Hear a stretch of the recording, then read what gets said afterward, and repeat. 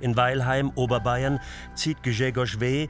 bei einem 82-jährigen Parkinson-Patienten und seiner Frau ein. Seine Aufgabe: Er soll dem kranken Mann im Alltag helfen. Am Nachmittag verlässt die Ehefrau des pflegebedürftigen Mannes das Haus, um einzukaufen.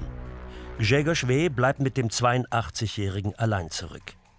Als sie gegen 16:10 Uhr zurückkehrt, geht es ihrem Mann schlecht. Letztendlich kommt dann der Hausarzt und stellt fest, ui, das sieht aber nicht gut aus.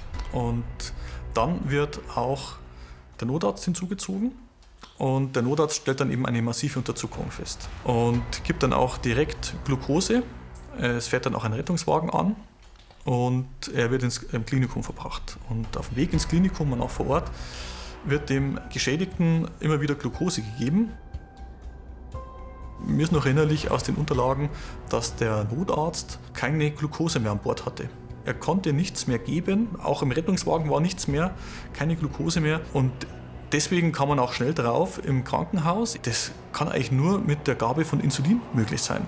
In der Klinik geben die Ärzte dem 82-Jährigen weiterhin Glucose, über 400 Gramm in den nächsten 60 Stunden.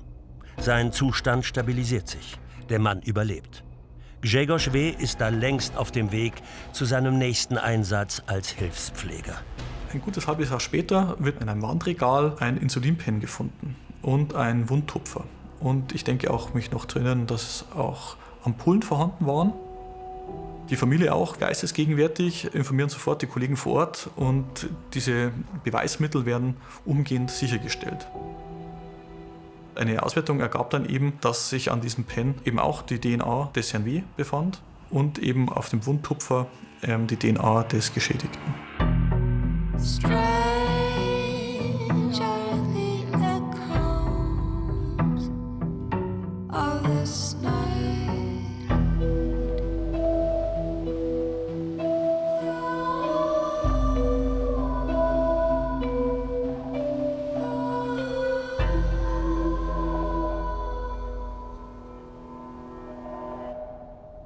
Sieben Monate später geht Grzegorz W. den Münchner Mordermittlern ins Netz.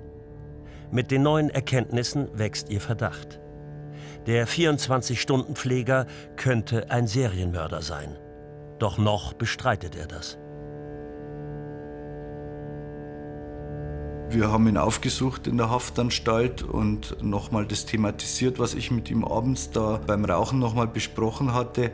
Und er hat gesagt, ja, er hätte schon das Bedürfnis, jetzt da nochmal was zu sagen, allerdings nur unter der Maßgabe, dass er es mit mir besprechen darf. Mit dem anderen Kollegen, so hat er gesagt, da kriegt er sofort Schweißausbrüche und das wäre ihm unangenehm. Das Angebot haben wir natürlich dankend angenommen und dann habe ich ihn halt vernommen.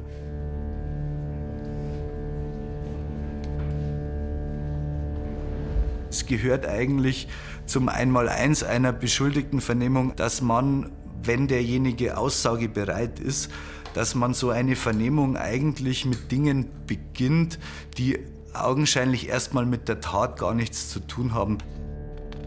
Ich habe ihn etwas auch zu seiner Persönlichkeit natürlich vernommen. Er ist in Polen als Einzelkind aufgewachsen, hat in einfachen polnischen Verhältnissen gewohnt. Der Vater war Schreiner, die Mutter hat in einer Fabrik gearbeitet.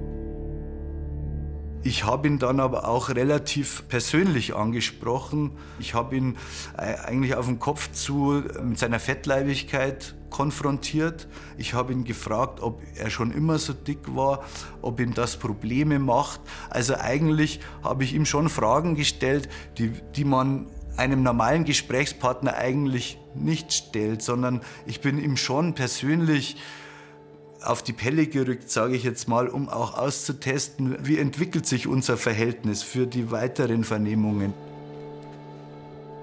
Natürlich kamen da von mir auch schon die Fragen, wo er denn vorher war, aber in wie vielen Einsatzstellen er denn war. Und da hat er dann schon auch Angaben dazu gemacht, die waren aber relativ schwammig und er wollte es auch nicht konkretisieren. In dieser Vernehmung hat er dann eigentlich auch von Anfang an eingeräumt, dass er dem Geschädigten in der Nacht Insulin gespritzt hat.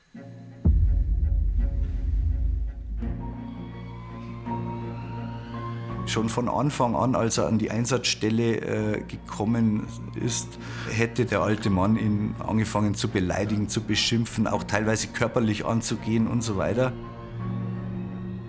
Das hat er letztlich als Grund dafür vorgebracht, dass er ihm Insulin injiziert hat. Nicht in der Absicht, ihn zu töten, aber zumindest, um ihn ruhig zu stellen über Nacht. Eine Überdosis Insulin. Nicht um zu töten, sondern um den Patienten ruhig zu stellen? Als der Ermittler ihn mit dem gestohlenen Bargeld und den fehlenden Kreditkarten konfrontiert, verstrickt er sich in Widersprüche und Lügen. Als er dann bemerkt hat, dass das Opfer die Insulingabe offensichtlich nicht überlebt hat, hat er sich, so war zumindest seine Einlassung in dieser Vernehmung, hat er sich an seine schwer erkrankte Mutter in Polen erinnert, die dringend eine Operation benötigt hätte. In dieser Erinnerung hat er dann bemerkt, dass das Opfer einen Schlüssel um den Hals hängen hatte, der wiederum zu einer Geldkassette gehörte, die der Tote immer rund um die Uhr in seinem Bett aufbewahrte. Als er den Toten so daliegen sah, ist er auf den Gedanken gekommen, dass er die Geldkassette öffnet und dann eben die EC-Karten und das Bargeld entwendet. Der Kommissar durchschaut Grzegorz W. Er glaubt nicht an die Geschichte der kranken Mutter. Betrüger haben eigentlich aus ihrer Natur heraus das Bedürfnis, immer alles zu erklären, auf jede Frage eine Antwort zu haben. Und genauso ein Typ war er. Er wollte alles schönreden, er wollte die Motivlage immer für ihn günstig darstellen.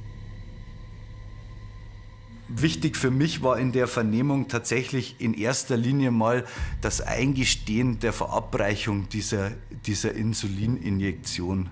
Also das war eigentlich das Elementare dann bei der Vernehmung, dass er sagt, ja, ich habe das getan. Für eine handfeste Mordanklage braucht es aber auch Beweise. Nach der Vernehmung waren die darauffolgenden Maßnahmen erstmal, dass wir uns nochmal den Tatort anschauen. Das wurde dann auch alles spurentechnisch untersucht und da wurde letztendlich auch festgestellt, dass er eben am und im Safe war. Das dann zum einen DNA-Spuren und daktyloskopische, also Fingerabdrücke, die wir festgestellt haben, die dann an Gegenständen, aber auch am Safe waren. Die Uhr war nicht direkt bei ihm, die fanden wir dann erst einige Tage später, besser gesagt nicht wir, sondern die Angehörigen, die waren gut versteckt in einer Matratze in der Räumlichkeit, wo der Herr W. eben genächtigt hatte. Wir haben ja dann auch diverse Facebook-Chats, E-Mails und so weiter durchgeforstet. Darin waren Dinge, wo er anderen berichtet, dass er eben zu Deutschen fährt, dort isst, sucht, klaut und wieder nach Hause fährt, um es dort zu verkaufen. Und schon recht schnell bin ich darauf gestoßen, dass der Herr W., noch bevor er überhaupt den Dienst in Ottobrunn angetreten hat, hatte er einen Vertrag unterschrieben für den 13.02. bei einem neuen Patienten. Also sprich, er war eigentlich genötigt, dass er am 13.02. abreist, um seine neue Vertragsstelle anzutreten. Den Mordermittlern fehlt noch ein eindeutiger Nachweis. Hat die von Grzegorz W. gespritzte Insulindosis den 87-Jährigen tatsächlich getötet? Unterstützung erhoffen sie sich jetzt von Professor Mario Tevis von der Sporthochschule Köln, einem führenden Experten für Dopinganalytik. Im Rahmen der Dopingkontrollen werden routinemäßig Urin- und Blutproben auf Insuline getestet, sowohl körpereigenes als auch körperfremdes Insulin. Und dadurch, dass wir diese Testverfahren vorhalten, können wir das gleiche Prozedere auch auf forensische Proben anwenden.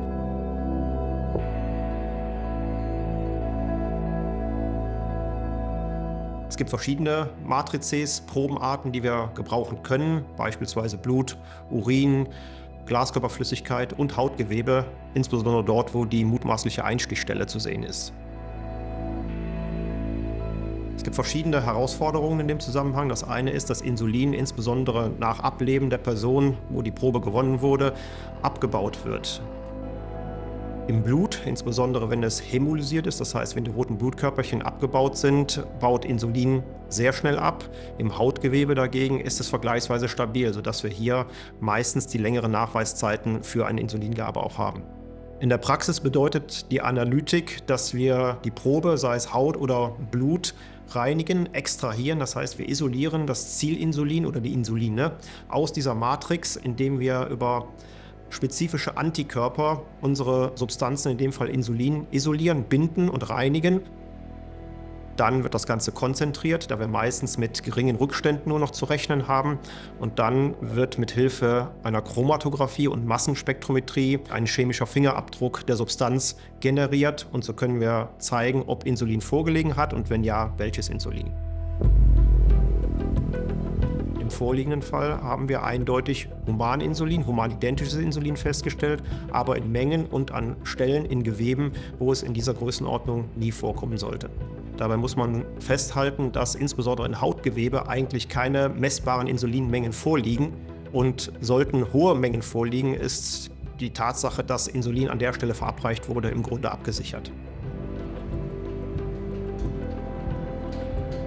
Der Verstorbene war kein Diabetiker, das heißt, er hat gar kein Insulin verordnet bekommen gehabt. Deswegen hätte der einen normalen Spiegel, wie Sie und ich, im Blut haben dürfen, hatte aber exzessiv hohe Insulinspiegel im Blut. Damit ist bewiesen, dass das Insulin irgendwie von außen in den Körper gebracht worden sein muss, wo es nichts zu suchen hat. Die Ermittler haben nun den Beweis, dass Grzegorz W. den 87-Jährigen aus Ottobrunn mit einer Überdosis Insulin getötet hat. Wenn es sich um einen Serientäter handelt, welche weiteren Opfer gibt es? Wie gehen wir ran? Wie kriegen wir jetzt von einer 24-Stunden-Hilfskraft aus Polen die Aufenthaltsorte?